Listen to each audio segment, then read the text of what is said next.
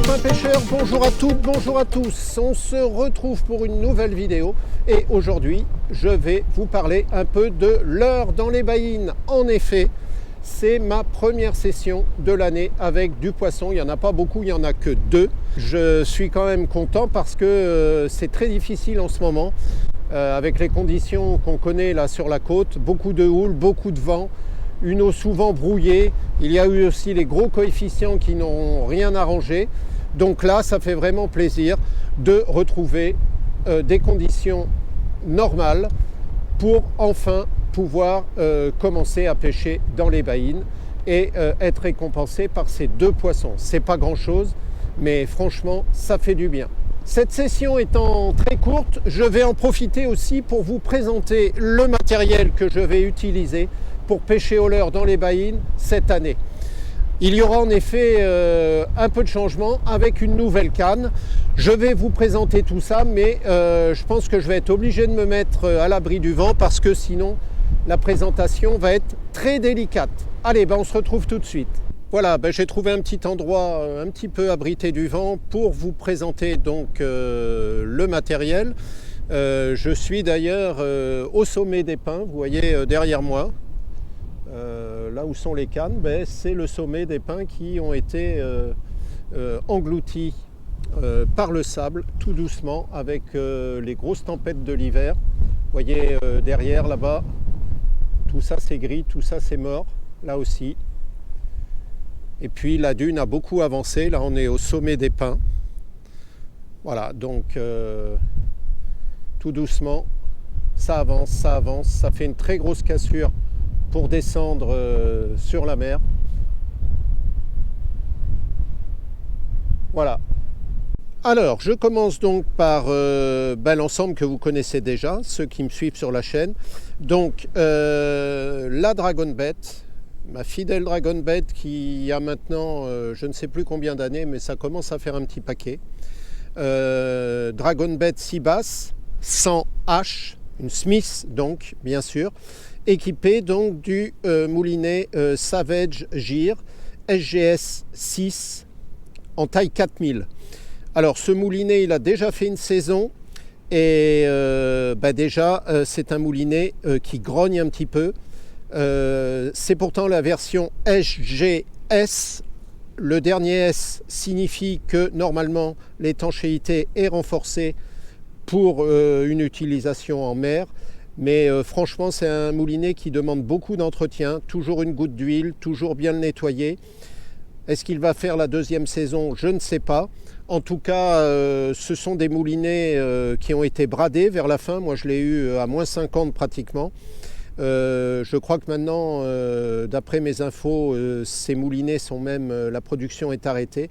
Il y a eu, je pense, pas mal de problèmes. Ils étaient même bradés, un acheté, un offert. Donc quand on voit ça, c'est pas bon signe. Donc je vais voir ce que ça donne cette année donc sur la Dragonbait. Mais voilà, dans la durée, je ne pense pas que ça soit des moulinets, là encore, qui vont convenir à la pêche au leurre.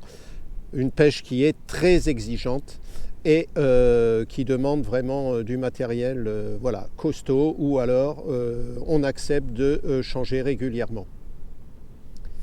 Donc pour ceux qui ne connaissent pas la Dragonbait, donc c'est une 15-70 grammes en puissance. Elle fonctionne très bien avec des leurres autour de 30-40 grammes. C'est là, je trouve qu'elle est vraiment le plus agréable et on obtient vraiment des bonnes distances de lancer. C'est une 10 pieds, donc ça correspond à 3 mètres. Voilà, une canne vraiment top pour la pêche au leurre dans les baïnes, légère, maniable, mais à la fois bonne lanceuse et puis sur les poissons, aucun problème. Alors cette année, nouvelle tresse donc sur le SGS 6, tresse suffixe en 9 brins, avec un brin au milieu de gore et tout autour donc 8 brins de tresse. Alors c'est une tresse donc qui est en PE 06, ce qui correspond, vous le voyez, à un diamètre de 0,128 mm. Donc c'est une tresse, je pense qu'il y a de... Alors c'est moyenne gamme, c'est pas très haut de gamme, Mais voilà, c'est une tresse qui semble avoir, vu les premiers essais que j'ai pu faire, une très bonne glisse, qui ne vrille pas, qui est vraiment très agréable en pêche. Alors la grande nouveauté cette année, c'est une deuxième canne. Cette nouvelle canne, il y en a qui avaient reconnu sa couleur rouge, c'est une Tenryu Short Dragon en 3,50 m. Pourquoi ce choix? D'abord, je pensais acheter la Dragon Express de chez Tenryu, mais elle est vraiment très proche de la Smith au niveau longueur. Celle-ci est un peu plus grande, avec une puissance qui va de 20 à 80 grammes, voilà, qui va me permettre de lancer des choses un peu plus lourdes et notamment aussi de me remettre, pourquoi pas, une ou deux sessions avec un bulles d'eau et un raglou, puisque là j'aurai beaucoup plus de longueur, 50 cm, ce qui me permettra d'avoir plus de facilité pour lancer un bulles d'eau, un raglou. Vous connaissez tous les Tenryu rouges, vous ne le savez peut-être pas, mais les Tenryu rouges sont réservés à la France. Lorsque vous allez voir sur les sites japonais, vous voyez que les Tenryu, il n'y a pas de rouge, hein, ce sont surtout des cannes noires. Donc c'est des cannes assez anciennes de conception parce qu'elles n'ont pas beaucoup évolué. Je pense que ça fait déjà une dizaine d'années, peut-être voire plus, que les modèles sont les mêmes. Donc elles ont été faites spécialement, importées par Megabass et faites spécialement pour la France, pour les exigences des pêcheurs français. Je ne l'ai pas acheté neuve, je n'aurais jamais mis plus de 800 € dans une canne, donc je fouille, je farfouille le bon coin notamment, et j'ai réussi à dénicher vraiment une très bonne affaire parce que cette Short Dragon est pratiquement neuve. Elle a dû faire une dizaine de sorties. Quand je l'ai récupérée, elle était vraiment intacte avec sa housse, les velcro, etc. Donc vraiment une canne en parfait état. Donc j'ai fait une très bonne affaire. C'est ce qui m'a poussé aussi à passer le pas et à acheter cette Tenryu. Alors c'est vrai qu'une Tenryu à 850 €, on se demande un peu ce qui peut justifier ce prix. Lorsque l'on voit le prix de la housse quand on veut l'acheter par exemple, ou le prix des scratchs, des velcro, enfin bon, c'est un peu, c'est trop, je pense. Ce sont des cannes en effet garantie à vie. Il faut savoir que cette garantie ne fonctionne pas si, comme moi, vous l'avez acheté en seconde main. Mais c'est certainement de très bonnes cannes. De là à payer 850 € pour une canne comme ça, voilà, c'est à vous de voir. Alors c'est vrai que bon, les vernis sont impeccables, hein, ça, il n'y a pas de problème. Voilà, tout ça normalement c'est garanti à vie, donc je pense qu'on peut avoir confiance. Et ce que je regrette un peu, c'est qu'en effet, il n'y a pas tellement d'évolution dans les modèles. Bon, alors vous pouvez remarquer, tiens, au passage, là je passe la vidéo, j'ai déjà fait mes petits repères. 30 mailles du moucheté, 42 mailles du franc, et puis tout en haut 50. Là ça commence à être un joli poisson qu'on va pouvoir peut-être garder. Donc tout ça c'est à partir du bas de la poignée ici. Voilà. Et là vous avez vu, parce que malgré le prix, eh bien, on n'a aucun système pour accrocher le leurre. Donc voilà, moi j'ai récupéré un petit anneau sur une vieille canne, je l'ai ligaturé, et voilà, ça me fait quelque chose de discret qui va pouvoir me permettre d'accrocher les leurres, notamment lorsque je me déplace avec le FAT. C'est quand même beaucoup plus sécurisant de ne pas avoir le leurre qui peut s'échapper à gauche et à droite. Alors cette Tenryu, pour l'équilibrer, bien sûr il faut un moulinet plus lourd, parce que cette Tenryu est longue et plus lourde que la Dragon Bet. Donc si vous lui mettez un moulinet assez léger, elle va avoir tendance à piquer du nez et ça ne sera pas vraiment agréable en pêche. Pour trouver le moulinet adéquat, je me suis tourné vers une boutique en ligne. C'est d'ailleurs ici aussi que je me suis procuré la tresse Sufix. Cette boutique, elle s'appelle Seabass Lure Shop. Mais bien sûr, elle est plus spécialisée pour la pêche au leurre du bar, que ce soit en bateau du bord. Mais si vous pêchez le lieu, si vous pêchez le maquereau, si vous pêchez même le carnassier en eau douce, vous allez sûrement trouver des choses qui vous intéressent. Bien sûr, il y a des frais de port, mais on peut essayer de se grouper avec des copains. Et puis, il y a un minimum d'achat pour éviter les frais de port. On tombe sur quelqu'un qui s'appelle Fred et qui vraiment vous donnera des bons conseils. C'est une boutique à taille humaine, c'est pas un grand groupe. Vous pouvez contacter Fred par message, il y a son numéro de téléphone aussi, il y a le chat, il y a différents moyens de le contacter et vraiment il va vous répondre et vous donner de très bons conseils. Donc je me suis tourné vers lui pour justement choisir le moulinet avec ses conseils le mieux adapté, toujours dans un budget raisonnable. Je ne voulais pas mettre, c'est toujours le même problème, hein, mettre très cher dans un moulinet pour la pêche au leurre, c'est vraiment prendre des risques parce que ce sont des moulinets très exposés. Il n'y a pas de sponsoring, hein, je pense qu'il mérite, c'est une boutique qui mérite d'être connue parce que quand on n'a pas la chance d'habiter dans une ville où on a un super détaillant d'articles de pêche, bien c'est bien d'avoir comme ça une boutique avec quelqu'un qui gère sa boutique.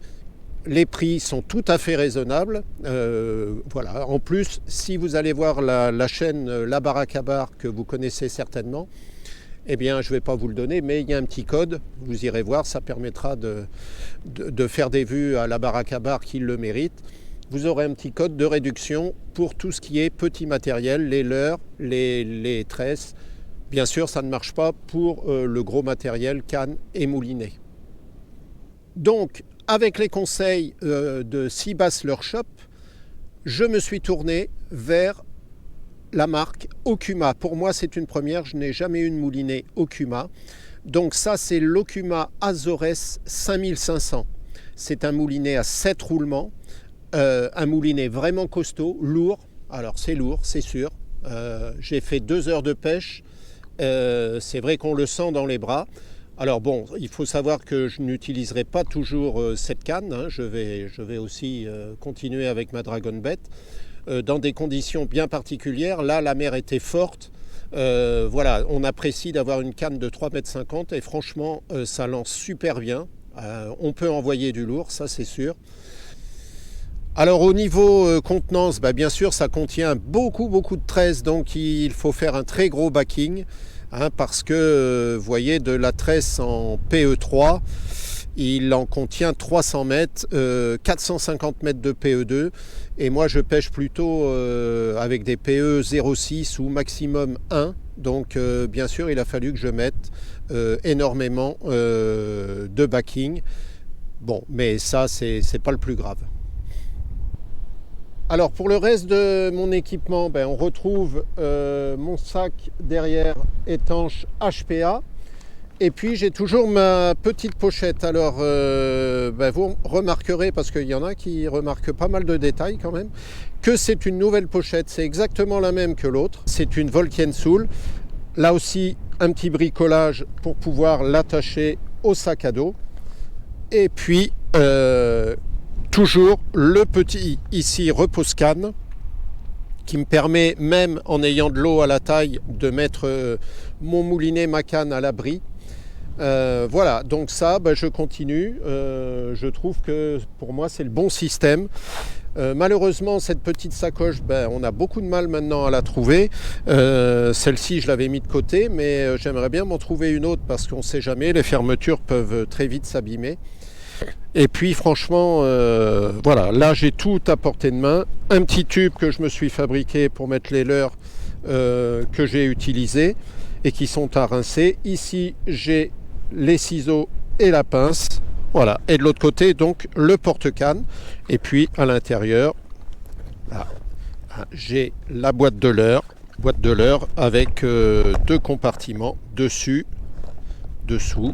Voilà, qui me permet de trier les leurres. Donc voilà.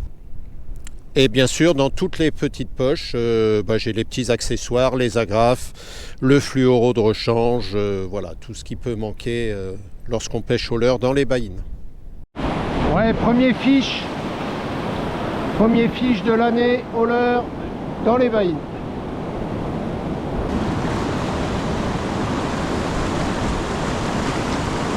C'est un tout petit franc. Il a mordu au raglou. Et c'est aussi le premier poisson sur la Shore Dragon. Bon, bien sûr, ça maille pas, mais ça fait tellement plaisir. Enfin, un poisson. Après des conditions compliquées. Voilà, pris au raglou, on va vite le décrocher. Alors, il a pris au raglou.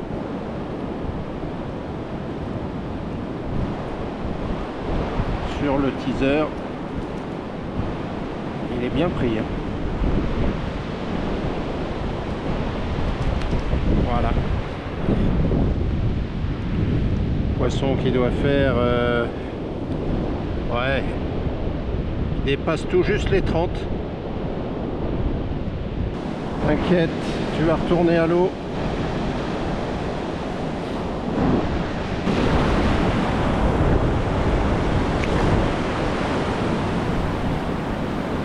C'est parti.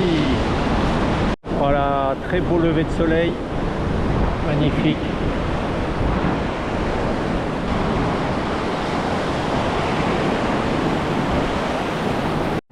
Ouais, là, très belle attaque.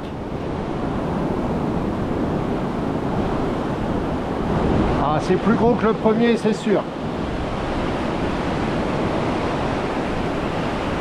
Peut-être un moucheté, peut-être le premier moucheté de l'année. Allez, allez, on y croit.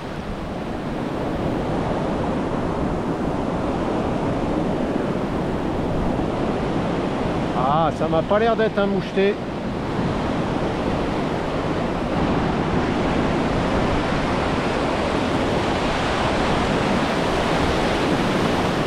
Allez, on va l'échouer.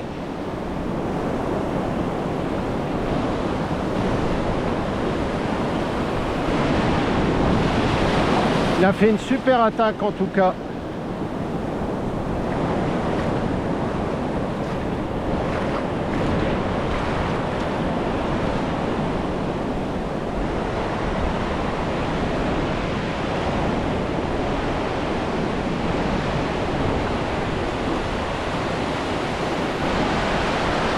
Ah, il se bat bien.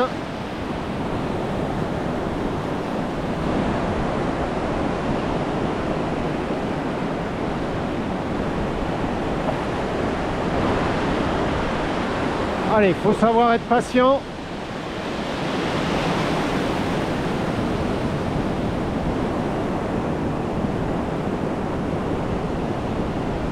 Ouais, c'est joli ça.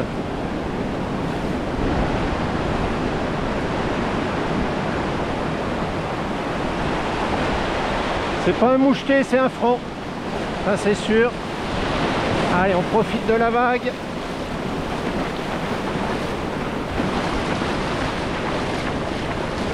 Oh ouais, yes. Voilà, ça c'est plus beau déjà. Waouh.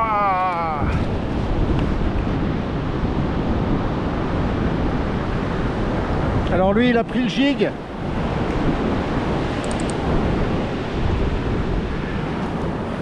Magnifique.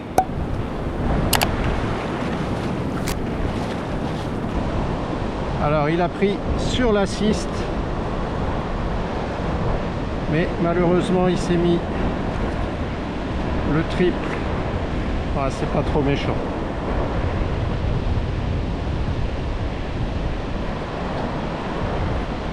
Il fait essayer de faire ça proprement. Bon, ça va. Ah bah il en a profité pour faire un petit caca, je comprends. Attends, je vais juste voir combien tu mesures.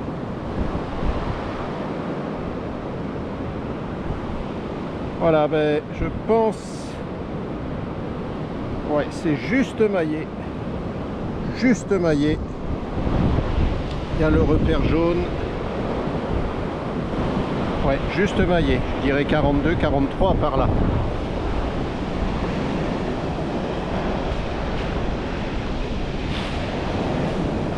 Et ben on va te remettre à l'eau. Ça fait quand même plaisir. Premier bar franc maillé au leurre dans les baïnes. Le premier c'était sur le raglou et là c'est sur le gig.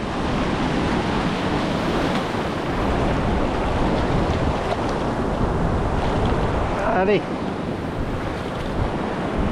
il est toujours là. Je vais passer entre mes jambes. Voilà, il est en pleine forme. Attention, il va accélérer. Il est encore là. Hop, et c'est terminé. Allez, ben on y retourne. Hein.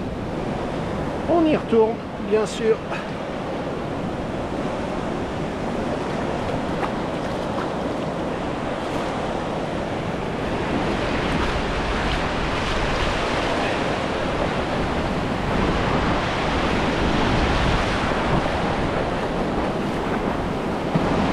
Voilà, c'est très beau devant. Il y a un petit trou avec des brisants au large.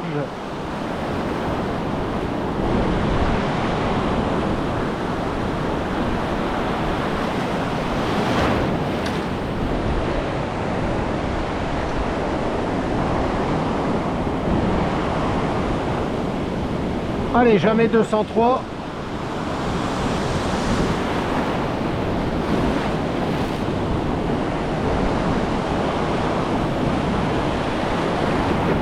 Soyez toujours prudent. Hein. Aujourd'hui, ben, j'ai pas mis la combi. J'ai préféré le waders parce que l'eau est encore un peu fraîche. Donc quand on a le waders, on doit être doublement prudent.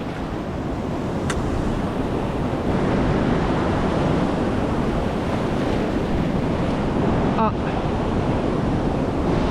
un pêcheur sur ma gauche qui vient d'arriver.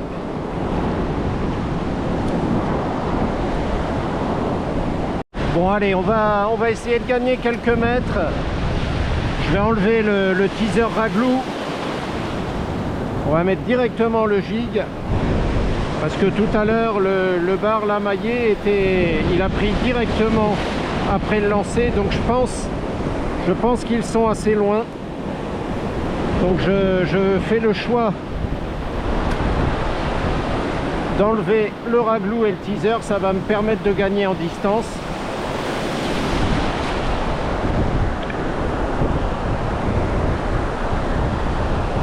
Voilà, et je vais mettre directement le gig. Petites agrafes tire-bouchon, c'est pratique. Hein. Allez, ben on le remettra si c'est nécessaire. On va le mettre sur son petit plioir.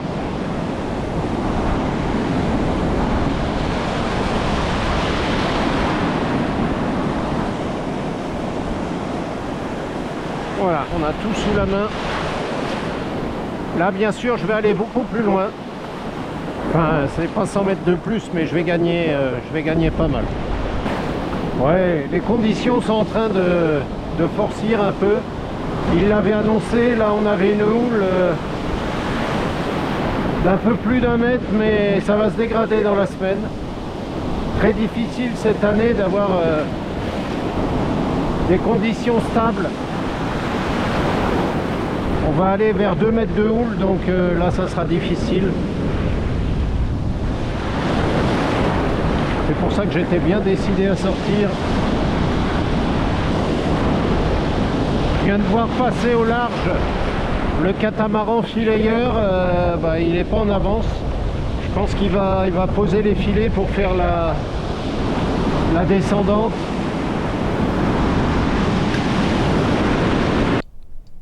Voilà les copains, eh bien, écoutez, j'espère que cette vidéo avec cette partie présentation du matériel et puis aussi la toute petite session au leurre dans les baïnes vous plaira. Vous savez ce que vous devez faire. Maintenant, j'ai plus envie de le répéter, mais quand même je le dis. Allez, le petit pouce, le commentaire qui va bien, et puis n'oubliez pas de vous abonner. Voilà, je vous mettrai dans la description le lien de la boutique Seabass Leurre Shop. Je n'ai absolument rien à y gagner, mais je crois que c'est important. Voilà, vous savez que je cherche toujours les meilleures affaires. J'essaie de trouver du matériel le plus adapté. Alors bien sûr, dans cette boutique, si vous faites du surfcasting, vous n'allez pas trouver votre bonheur. Mais franchement, pour tout ce qui est leurre, allez-y les yeux fermés et vraiment vous aurez des bons conseils. Vous aurez aussi des stocks réels, pas comme certaines boutiques où on vous promet du stock et en fin de compte les produits ne sont pas dispo. Là vraiment il y a du stock et si ça ne va pas, de toute façon Fred est toujours joignable. Voilà, et bien écoutez, je vous souhaite une très bonne journée ou une très bonne soirée, un bon visionnage et puis je vous dis à bientôt au bord de l'eau.